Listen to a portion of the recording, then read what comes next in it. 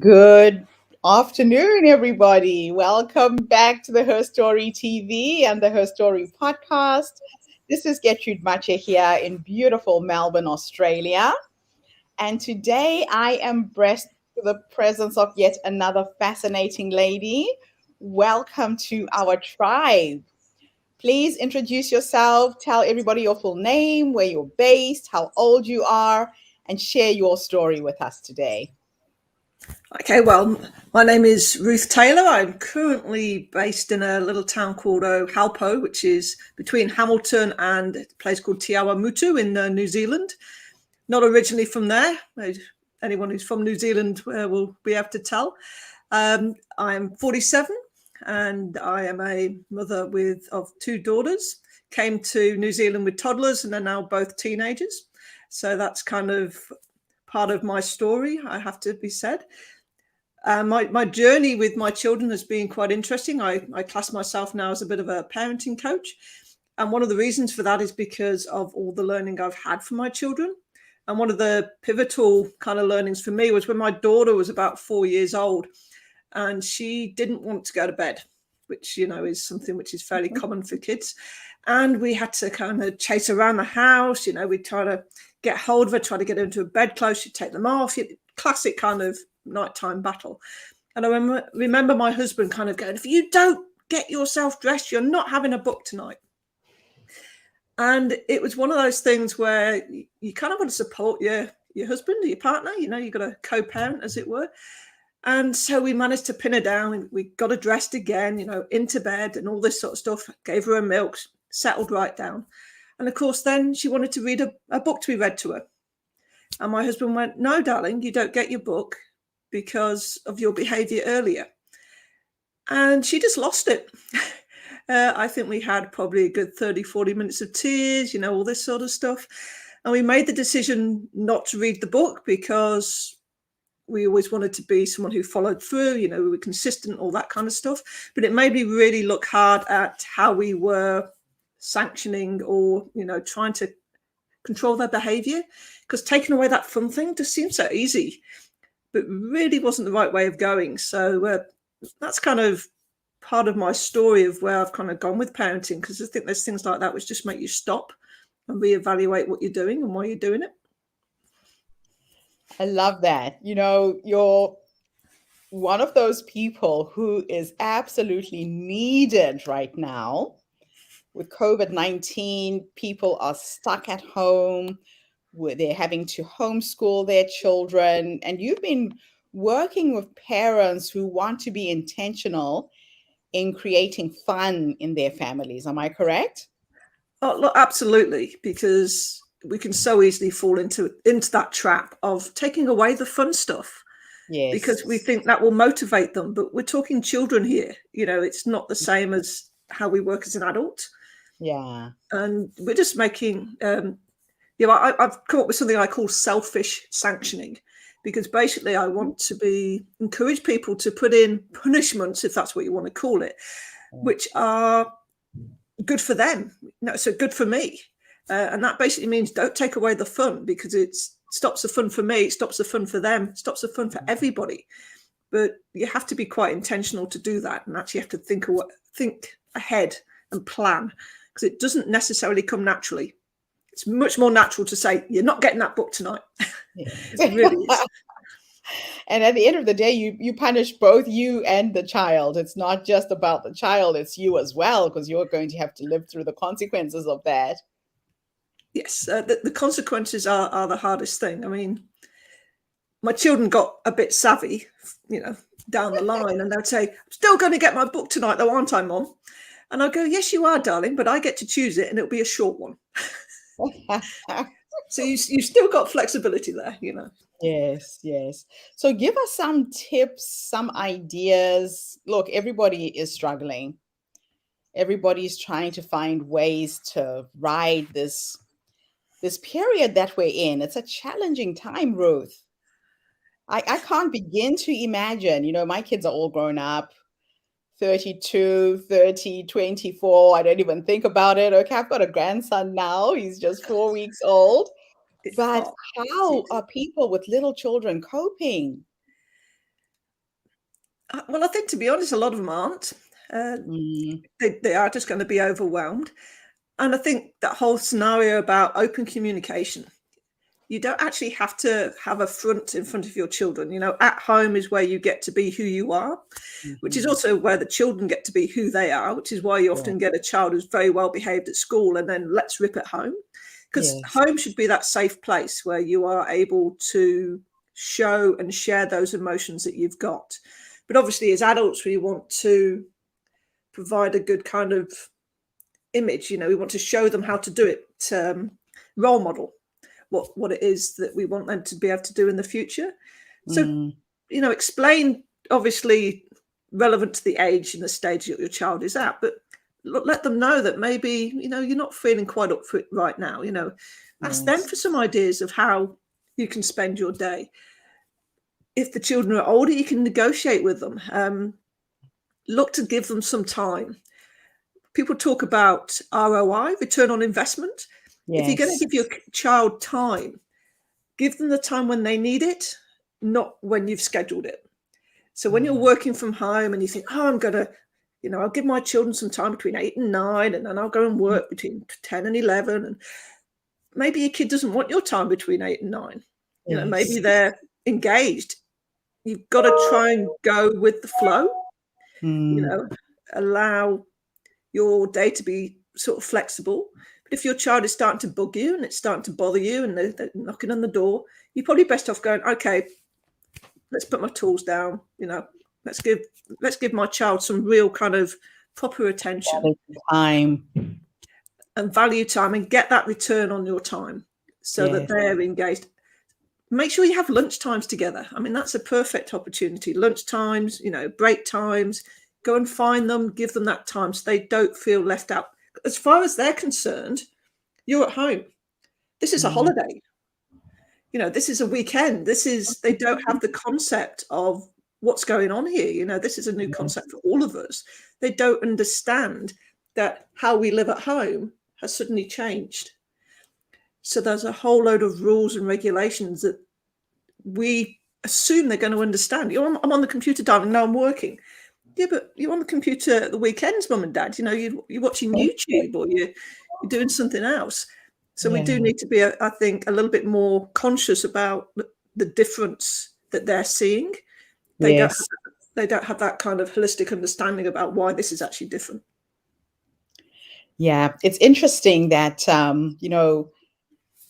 sometimes just taking that 5 minutes out to be fully present to them could Yeah, give you an hour of relief, or you doing something else for an hour. They say that our children are like our emotions, that when they come to us, you just have to sit with them for a while. it's very And true. a lot of times we don't realize that it doesn't take a lot of time to give them that attention. I mean, a really good tip for anyone out there who hasn't already kind of done this, and they probably haven't because they don't know about it, but Mm, look up love languages, yeah, because not every child needs the same thing. yeah. So love languages, there's a whole range of them, and one of them is spending quality time. Hmm. Another one, it's gifts. Yeah. Some others, it's just physical touch. So you've got this range of things which, if you've got a child who just wants physical touch, they'll probably actually be quite happy just sitting next to you and having that hug, and they'd probably stay quiet, and they'll probably be avidly watching what's going on the screen. But the Yeah. child who wants quality time, they're going to be demanding your attention. The child who wants a gift, then maybe you go and you find something they can make, or they can do something with, or they'll actually happily draw you a picture because they Hmm. want to give you a gift, because that's their way of showing love. So you can set them up with pens and Yes. crayons and say, look, you draw me a brilliant picture and bring it into me in half an hour, and that will probably engage them. So that's actually quite a good thing to look into, is that whole thing about love languages, because Mm, you can show them that you still care for them, and you can yeah. also start to understand how they're showing you that they're That they caring for can you. feel. Yes. Because sometimes when Yeah. the child's crawling up your leg and wanting to hug you all the time and all you want is space, you get all frustrated. But if that child's love language is physical touch and They quality need. time, they're not going to be fobbed off with a lollipop or something. That you're not giving them what they need. So All right, so let's talk about the older children, the parents yeah. who have teenagers. So you've got a Um, teenager, lovely. Yes, so I have teenagers. it's a challenging time. Again, they're having to spend a lot of time online on the internet. Um, they don't have contact with their friends. They can't go outside. How are parents dealing with teenagers? The thing with teenagers is, this is where intentional parenting comes in, to be honest, because you've got to have that hope that they get to this age, you can still talk to them. Yes. And unfortunately, that's a situation I'm in. I can talk to my kids. If I go and sit on their bed and stare at them, and eventually they'll speak to me. It's obviously a lot harder if you've got a child who you're finding it hard to connect with. Yeah. First and foremost, we just need to realize that they do not process the way that we do. They're very much in the moment. The connections with their peers is a very strong driving force. Yes. But equally, they still need some guidance. They don't have that kind of forethought. They don't have that kind of, what if, I do this, this might happen. The consequences. So they still need our support. And that might be, well, look, Charlie, I'm going to turn the internet off overnight. Yes, I know you want to be talking to your mates till 12 o'clock in the morning, but at the end of the day, we still need to keep some form of routine. And actually, it's better for you and everybody if we turn that off, or your phone goes into this box or whatever.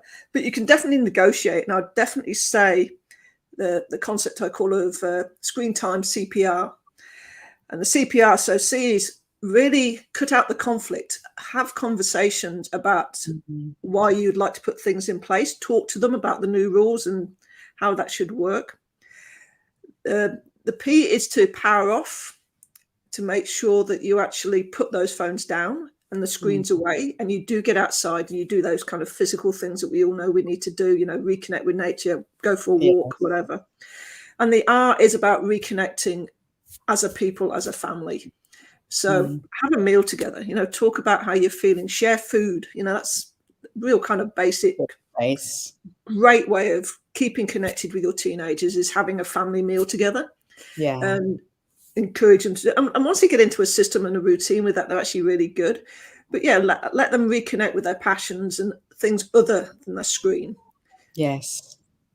And it just takes some time, but yes, talk to your teenagers. Yes, they'll be on the screens quite a lot more than they are normally. Try not to give them too much hassle about stuff right now, but equally know that they're not going to necessarily make the best choices, because they do still need your support. Yeah, and the thing about teenagers, I got to a point where my kids used to answer back with one-word sentences. I could ask them, so how was your day? Fine. What did you do at school? Nothing much. And I used to trap my kids in the car. So I live quite far from the school. Yeah. But we had a 1-hour drive in rush hour traffic where they could not go anywhere. They couldn't do anything. They were stuck with me in the car for an hour every morning. And people used to think I was crazy to drive my teenage kids to school. But that was my way of having that time with them. Yeah. I guess now we're going to have to do something similar, but at home. Yeah, which is that meal time. Yeah, my daughter knows she's not supposed to leave the table until everyone's finished. Those kind of general courtesies, which kind of means she's stuck there while we're eating slowly, having a conversation with her. But yes, the car drive, we still do family shopping. Okay. Obviously, at the moment we're only supposed to send one person, but equally, if I felt I needed to talk to her, we could drive there together. She could just sit in the car. But yeah, car conversations are really good because teenagers are brilliant at that whole kind of good, fine. And my eldest is actually at uni at the moment. She's down in Otago, Dunedin. And I have conversations with her, text message conversations, and I get exactly what you said. Fine, good, okay. And I'm like, oh my God. So I do find FaceTiming works really well because, as they say, there's only a small part of our communication which is actually the words. The rest is how we're saying it, how fast, our tone, all that kind of stuff. And also what we're doing, how we're looking in our facial expressions. Yes. And I find that that's where doing a bit of FaceTiming, even if she's just going good, you you can read her. Yes, the And body language will give them away. yeah, you can kind of get that hint. So we make sure that we have at least once a week we FaceTime her. We try not to overdo it. And the rest of the week I tend to text her. But yes, I was actually talking to a lady yesterday, exactly the same thing. How do I encourage them to speak to me more? They feel they are speaking to you. They've answered your question. I mean, What I else always do say you want, Mom? I say to my daughter, how are your friends? I don't know. Well, have you been speaking to them? Yeah. Well, how are they? I don't know. I've not asked them that question. And it's like, you don't actually have to ask them that question. You can defer, you can work out how they are by what they've been saying to you. Huh? It's not how they work. Yes, They're very yeah. much, just tell me what you want me to know. It's a challenging time we're living through, but we're having to learn to communicate differently and to be a little bit more present, like you say, being able to look at someone on screen, because this is now the interface. It's Yeah. either Zoom or it's Skype or it's on Facebook, FaceTime, looking into their faces and reading the words, listening to the unsaid. Because a lot of kids are under a great deal of stress right now as well. Well, yes. I mean, there's families where things aren't going quite so well, and as they say, if you are caught in a situation, certainly as a child or a teenager, they do say, "Look, you are able to go. If you need to go, go. Go to your neighbour, go to someone you trust, get the support from external services. No one should be left or feel that they have to stay in a situation which is unsafe for them."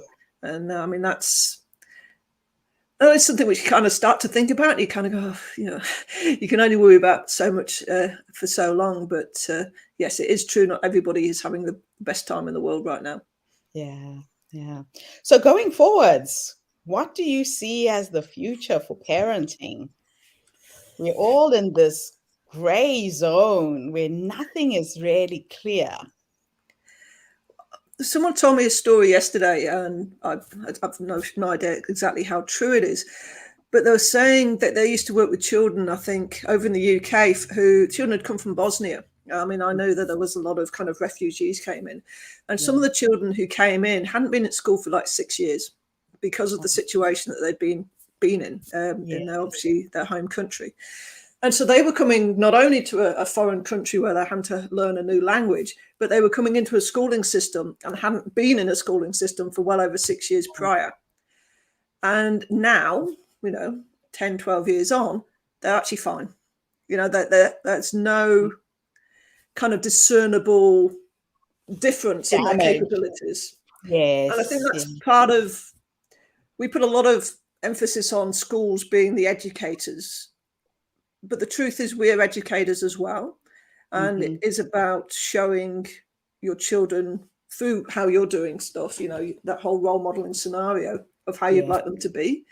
And they're learning stuff all the time. It's just, it hasn't got sort of like a KPI, curriculum based. Measure it. So I think just learning how to cope in these scenarios. I mean, who knows when something similar to this will happen again or not, etc., etc. But some of the basic stuff is what kids are missing out on. Washing up. I'm pretty damn sure my kids would probably struggle with washing up because everything just goes into a dishwasher nowadays, how to change a plug, how to change a light bulb. There's so many basic things. I mean, my daughter, when she was 13, I asked her to address an envelope. And she said, "Well, how do I do that?" She'd never written a letter. That is just amazing. Put the address on the oh, where? Oh, well, kind of middleish. And so she did. She wrote the letter, the address, all in one line, because of course that's what you do in forms on the computer and stuff. So all in one line. And she said, "Well, where do I put the stamp?" I said, "Oh, sort of top right." And so she did, and it was kind of turned on its side and all this sort of stuff. And I'm like, oh. So that there are things which we take for granted because we were brought up in a less era. It is a different. I mean, I remember my mum telling me about using the mangle, scrubbing board, classic twin tub, all those kind of things. You go, "Oh, Mum, whatever." And it's the same for us now. You know, we've got Yeah. dishwashers, we've got microwaves, we've got phones which aren't attached to the wall. You know, things like this. It is a different age, and we almost need to learn almost as much from them as As they're they learning do from from us. us. That is They so know how to make this stuff work. well, I think the learning definitely goes both ways. It's not just one-sided. Oh, Ruth, I could talk to you all day. I know that you have addressed a lot of key issues that parents are needing to think about, ways that they can cope with their families, with their kids. I thank you for coming online and sharing your nuggets of wisdom with us. And we're looking forward to you speaking at the Her Story Online Summit in September and hopefully running a workshop and connecting with more parents. So, if you were to do a workshop, what do you think your focus would be on? Well, the thing I was talking about earlier about selfish sanctioning, it is something I think people kind of think, oh yeah, I've got that. Makes sense. Breaking down punishments from like a week to a couple of hours. But it is something you do need to think through, and you need to actually kind of forward plan. Because I can tell you Yeah. now, when you're caught in the moment, you can get caught up with the whole fun of it all. And before you know it, you've grounded your child for a month. And I can tell you now, no one wants that. We're living Yeah. that now. And your kids haven't done anything wrong. So I can tell you now, you don't want to do it when your kid's in the mood with you for making them do it. So that would be the kind of thing I would be looking at. And sort of our general everyday communication, because as you said and indicated earlier, it changes a lot from when they're kind of babies to teenagers. And Teenagers. sometimes people forget that and start try to treat their teenagers like toddlers, or Yes. their toddlers like teenagers. And sometimes we just need to remoderate where we're talking. And just remember. No, thank you so much, Ruth. And thank you to everybody who tuned in today. I'll be back again tomorrow with yet another amazing guest. Have a fantastic day wherever you are in the world. And Ruth, thank you so much for the interview. Bye for now, You're everybody. welcome. Bye Bye bye. bye.